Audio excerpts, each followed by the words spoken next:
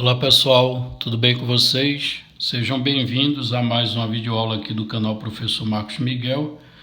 Nessa videoaula iremos resolver juntos um problema que caiu no vestibular do ITA, o Instituto Tecnológico de Aeronáutica, no ano de 2019/2020, numa prova de segunda fase, e lá na prova é a questão de número 3, ok?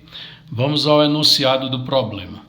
Dizemos que um número natural n é um cubo perfeito se existe um número natural a tal que n é igual a a elevado ao cubo. Determine o subconjunto dos números primos que podem ser escritos como a soma de dois cubos perfeitos, ok? Então ele está querendo saber quais são os números primos que podem ser escritos como a soma de dois cubos. Ok? Vamos à solução do problema. A primeira coisa, observe que, de acordo com o enunciado, o problema está restrito ao conjunto dos números naturais. E note que a gente quer encontrar os primos, vamos representar esse primo por um P, tá certo? Então, a gente está querendo encontrar os primos P, tais que podem ser escritos como sendo a soma de dois cubos.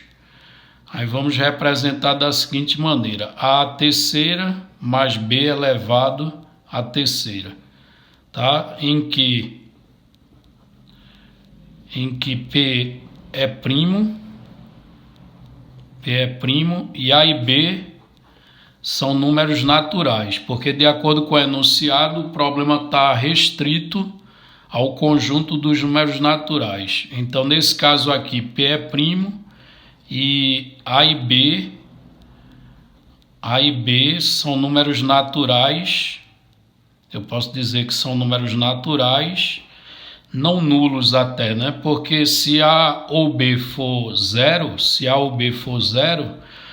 P não vai ser primo. Tá certo? Porque, por exemplo, se o A for zero, o P vai ser o cubo de um número natural. Portanto, P não será primo. Então, note que nem A nem B são zero. Então, eu posso dizer que A e B são números naturais, não nulos. Vou representar desse modo. Tá ok? E aí, agora a gente tem que tentar descobrir quais são os possíveis valores de A e de B para que P seja primo, tá certo? Vamos manipular essa igualdade aqui. Note que P sendo igual a A ao cubo mais B ao cubo, nós podemos escrever P ainda como sendo o seguinte: isso é uma soma de dois cubos, fatorando vamos ter A mais B, que multiplica A elevado ao quadrado menos AB mais B ao quadrado, ok? Utilizando a fatoração soma de dois cubos. E aí, como o P é primo, note que já foi estabelecido que nem o A e nem o B vai ser zero, certo? Então, como o P é primo, só existem duas possibilidades para esses fatores aqui. Um deles tem que ser igual a 1 e o outro tem que ser o próprio primo. Então, aqui temos as seguintes possibilidades: A mais B igual a 1, e aí o P seria o A2 menos AB mais B2, certo? Então, nesse caso aqui, A2 menos AB mais B ao quadrado vai ser igual a P. Essa é uma possibilidade. Ou a outra possibilidade seria o quê? O A mais B ser igual a P e o A ao quadrado menos AB mais B ao quadrado ser igual a 1, ok? Lembre que o problema está tudo restrito ao conjunto dos números naturais, portanto, não vamos ter possibilidade de números negativos, ok? Aí, desse fato, vamos analisar esse primeiro caso, né? Se A mais B está dando 1 e eu estou nos naturais, né? A possibilidade seria A igual a 0 e B igual a 1, ou B igual a 0 e o A seria 1. Aí, nesse caso, fica impossível, né? Porque a gente já estabeleceu, a gente já verificou, melhor dizendo, que nem o A nem o B podem ser iguais a 0. Então, repetindo, se A mais B vale 1, como está escrito nesse primeiro caso, se A mais B vale 1 e ambos são naturais, implicaria que um deles vai ser 0, mas isso aí é impossível, certo? Então, esse primeiro caso aqui implica numa impossibilidade, certo? Esse caso aqui não ocorre. Então, nos resta esse segundo caso. E no segundo caso, você tem que a soma de A com B dá o primo P, e você tem que A2 menos AB mais B2 é igual a 1. Agora, vamos fazer a seguinte análise aqui.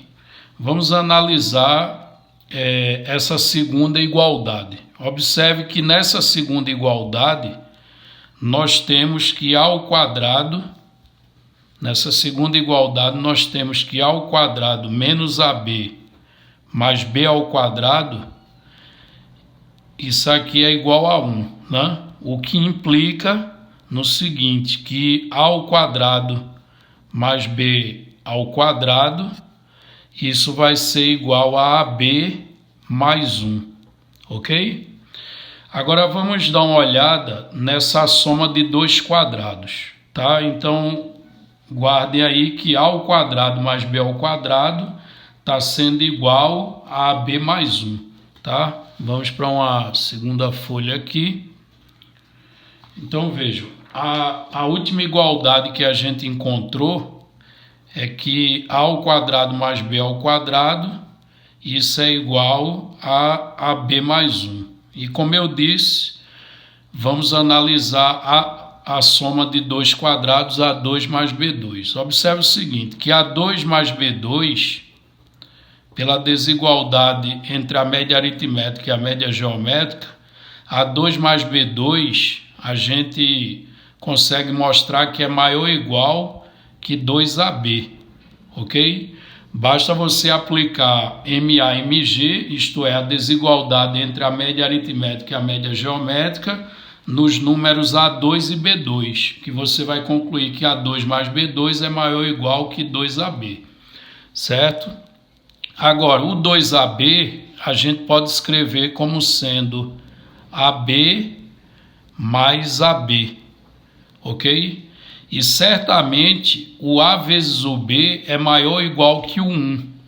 Então, isso aqui a gente pode escrever como sendo maior ou igual que AB mais 1, apenas para reproduzir o lado direito da igualdade que nós temos aqui, certo?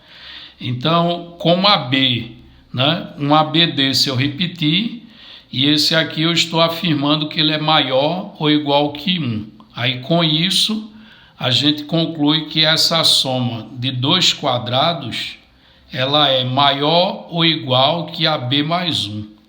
Mas lá em cima está escrito que é igual, né? E sabemos que a igualdade, né, a igualdade aqui ocorre, ó, a igualdade aqui vai acontecer quando aqui for igual, né? E quando aqui for igual. Ora, mas aqui sendo igual, essa desigualdade surgiu da desigualdade entre a média aritmética e a média geométrica. E sabemos que a igualdade ocorre quando os números são iguais, ok?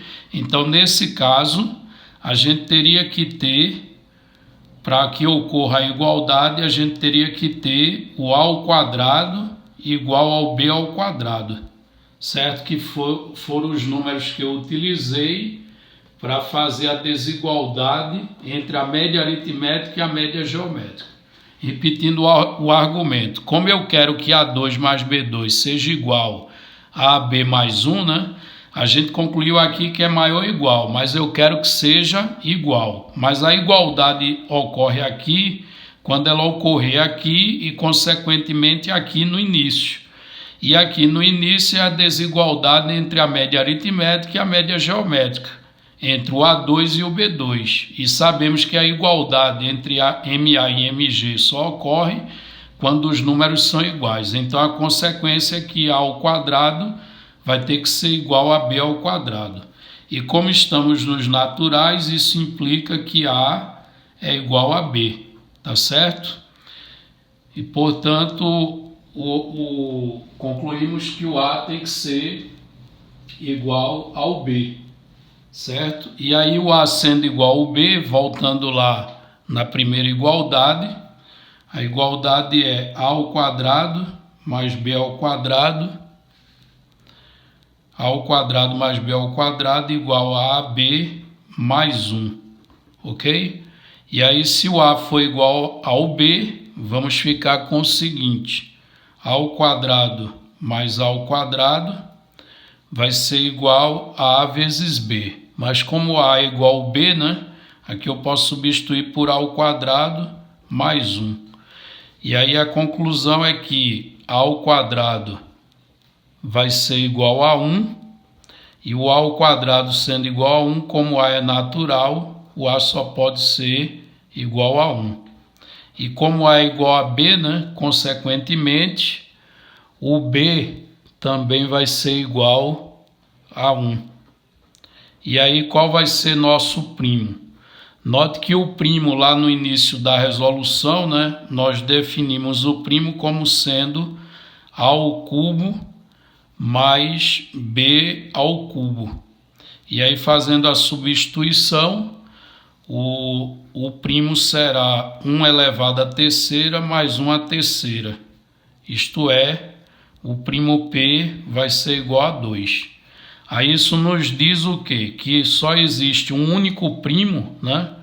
Só existe um único primo natural, que é a soma de dois cubos. E esse primo é o primo 2, ok? Só que lá no enunciado ele pergunta, né, o subconjunto dos números primos, tá certo? Ele quer o subconjunto, porque ele diz lá, ó, determine o subconjunto dos números primos que podem ser escritos como soma de dois cubos perfeitos.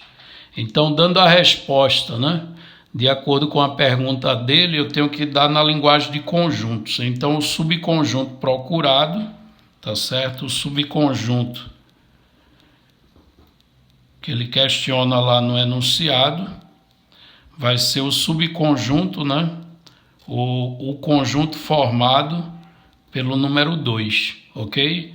Essa é a resposta.